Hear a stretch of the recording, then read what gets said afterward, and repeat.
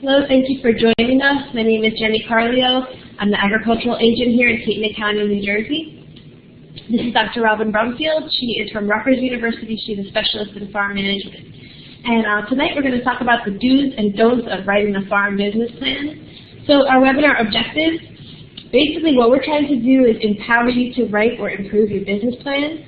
We want to help you do that not just for getting financing from the lender, but also to go through the plan for your own business personally. We want to prevent pitfalls. We want to guide you in the right direction and also provide you with additional resources. And I put this nice photo up of an Annie's Project New Jersey participant who is very proud of her accomplishments in the Annie's Project program, writing her business plan. And we want you to feel that way. We want you to feel empowered after this is finished. So in this presentation, a red light will indicate a don't and a green light will indicate a do. So where do you start? The first thing you should probably do is brainstorm with your partners. And don't be afraid to dream here. This is where all your great ideas are going to come from. You can go as far as you want for the brainstorming session. The sky is the limit. There's no bad ideas when brainstorming. And keep that in mind when somebody else has an idea. And maybe an employee for brainstorming, there's no harm in letting that idea flourish on paper. And sometimes your best ideas can come from your employees. So what you want to do is write down all of your brainstorm ideas in one place. It's good to keep a notebook or an electronic file. And what you can do is start by narrowing down to 2 or 3 of your best ideas and then expand those ideas fully on paper. We're going to show you all about how to do that in organized fashion tonight. So what should you focus on? Okay. What we want to first do is identify a market need and then produce the products, which would be crops or livestock, that satisfy that need in the consumer. And then you want to make sure you sell those products at a price consumers are willing to pay and still make a profit for you. So this is a switch from how we used to think in agriculture. We're going from a production-driven economy to a market-driven economy. In the past, you could just produce whatever you wanted to and there was a ready market. But now that we have a world economy, there's a surplus. So you need to make sure that you're producing something that there's a need for, that consumers want and have a reason to come to you versus somebody else for that product or service. So we call that the value proposition. What are you creating that's of value to the customers? So answer the question, what demand problem are you solving by being open, by having your business? And what sets you apart from the competition from the customer's point of view? So why should I come to your business if I'm the consumer? That's your value proposition. What are you offering of value to the customer?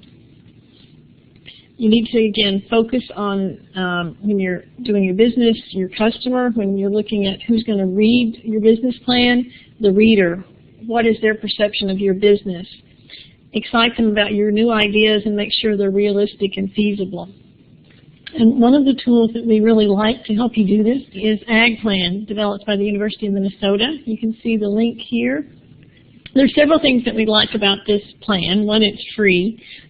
You can sign up online, and there's a white box where you can type the various components of your business plan. So you can work on it a while, come back later, and add to it. It does have a little bit of a Midwestern background, but business plans are business plans. So there's information under each section, fact sheets and so forth that help you and give you more information. There's also examples. Another thing that you can do is select a reviewer for your plan.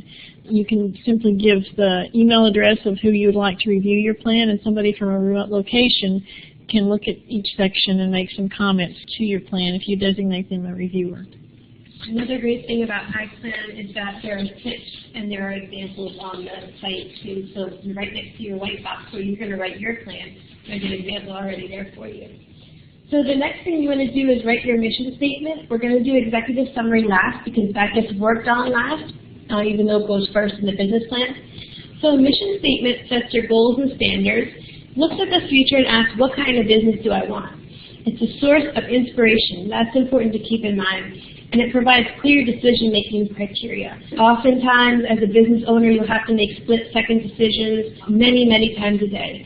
And sometimes it really helps to have your mission statement memorized so that it can help you focus on exactly why you're here, why you're doing what you're doing. And a mission statement, a don't, would be don't make it too long, don't make it too wordy, And also don't make it product-centered. As Dr. Brumfield said earlier, we want to do market-centered, not product-centered verbiage. So when you do write your mission statement, it's a short and concise statement that describes the core purpose of your business. You can use it to unify the people involved in the business, such as your employees or your partners. You can have their focus go around a common direction and purpose, and use it as the foundation or measuring stick for making decisions. So an example mission statement that we have from Cape County is Jalma Farms is committed to a sustainable native fruit orchard while preserving open space and protecting sensitive fresh and saltwater ecosystems.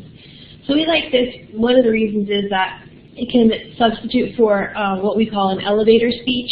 Basically, the concept there is if you're in an elevator with someone, it'll only take about 7 seconds before they get out.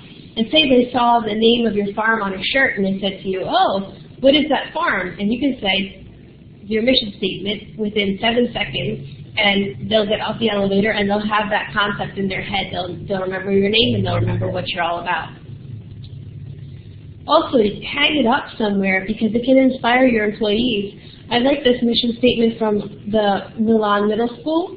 It says that their mission is to provide a climate in which all students can learn to their maximum potential and become responsible citizens in society. And we have a great fact sheet, worksheet that you can use. It has checkboxes where it can really guide you through writing your mission statement. Highly recommend downloading that and using the fact sheet to write your mission statement after the webinar is over. Okay, so for your business description, just focus on describing what makes you qualified to do the work successfully. You want to paint your individual counterparts as being equipped to fulfill the mission statement. If your staff or management is not equipped, mention what educational programming they're doing to plan to make up for that, or you can list other staff that you plan to hire to fill this void. And that's often something that will be part of a business description, is listing other staff you plan to hire to fill this void. For business description, your goal is to be honest, yet inspiring, and realistic, yet hopeful. And that actually runs true throughout the whole business plan. So we don't want you to stretch your truth just because we're saying paint yourself in a positive light. We want you to be optimistic. Even if you're not an optimistic person, that is something that you need to put into the plan because that's going to inspire the reader. And everything in your plan should be 100% true. So an example of a business description would be Garden State Greenhouses. Garden State Greenhouses is a wholesale floricultural business specializing in selling unique, high-quality plants to retail garden centers. And you can see there that that's market-centered. The production facility is a 25,000 square foot glass greenhouse, so they're talking about their operation. I plan to sell bedding plants, poinsettias, hanging baskets, perennials, and garden mums, and produce my own clubs and rooted cuttings in the greenhouse. So they have a realistic goal that they're targeting. I will also produce garden mums outdoors. The greenhouse sits on a 5-acre tract of land that also includes a small barn not currently in use. So they talk about who they are, what they're doing, and they talk about a little bit about things that they could potentially do in the future. We talk about goals being SMART. That means specific, measurable, attainable, relevant, and time-bound. And the reason we have these 5 characteristics is so that we can determine at the end of the time period whether we've met them or not. You want to use action words in each of the sentences for your goals, such as increase, reduce, develop, lead, provide. So we're going to give you some examples that are all SMART goals. Increase sales by 50% over the next 5 years. So you can see that there's a measurable goal of 50%, and at the end of 5 years you can measure whether you've achieved that or not. If you haven't, then you may want to go back and look at why. Were you too optimistic?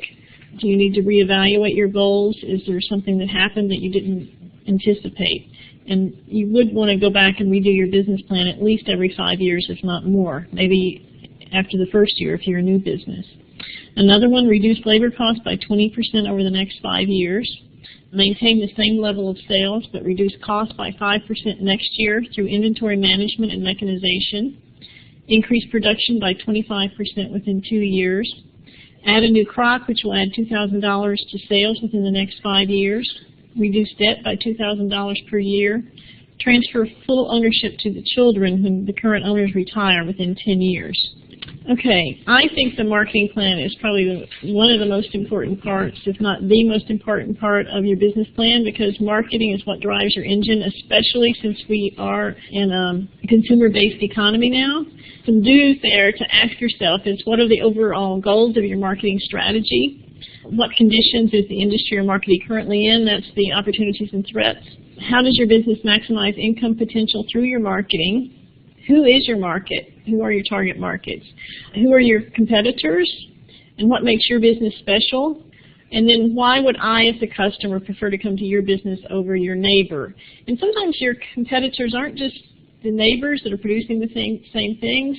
It's whoever is going after that consumer dollar. Like if I'm selling flowers, I might buy chocolate or candy or wine or something else. It may not even be somebody else growing flowers. All right, so we're going to move on to the executive summary, which is actually the last component of this webinar.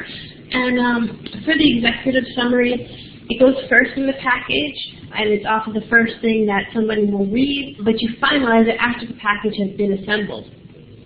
And what it is a standalone, exciting, and descriptive piece that outlines the essence of your idea.